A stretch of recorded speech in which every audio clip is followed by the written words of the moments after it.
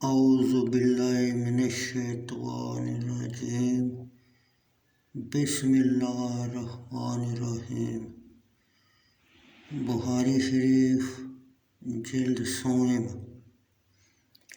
حدیث نمبر 1838۔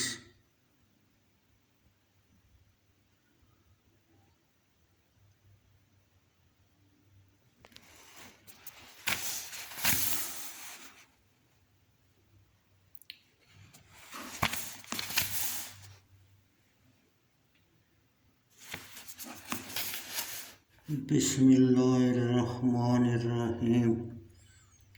بخاری شریف جلد سوم حدیث نمبر 1838۔ شعیب بن ابو حمزہ نے کہا، ہم سے ابو الزناد عبداللہ بن ذکوان نے حراج عبد الرحمن بن ہومس سے انہوں نے حضرت ابو ہریرہ رضی اللہ تعالیٰ عنہ سے بیان کیا، انہوں نے رسول اللہ صلی اللہ علیہ وسلم سے فرمایا، حضرت ابراہیم علیہ السلام نے سارا کے ساتھ ہجرت کی، انہیں ایک گاؤں حران میں لے گئے، وہاں بادشاہوں میں سے کوئی بادشاہ راوی کا شک ہے، فرمایا جابروں میں سے ایک جابر تھا،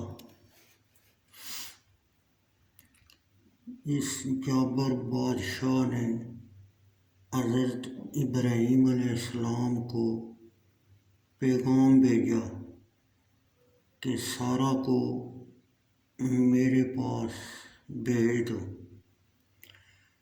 اس جابر کے اقرار کے بعد حضرت ابراہیم علیہ السلام نے سارا کو اس کے پاس بھیج دیا۔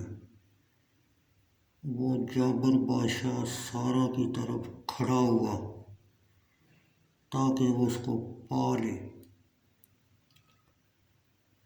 اور سارا کھڑی ہوئی، انہوں نے وضو کیا، نماز پڑھی اور عرض کیا، اے اللہ، اگر میں تجھ پر اور تیرے رسول حضرت ابراہیم علیہ السلام پر ایمان رکھتی ہوں، یعنی اگر میرا ایمان تیری بارگاہ میں قبول ہے تو مجھ پر کسی کافر کو مسلط نہ فرما۔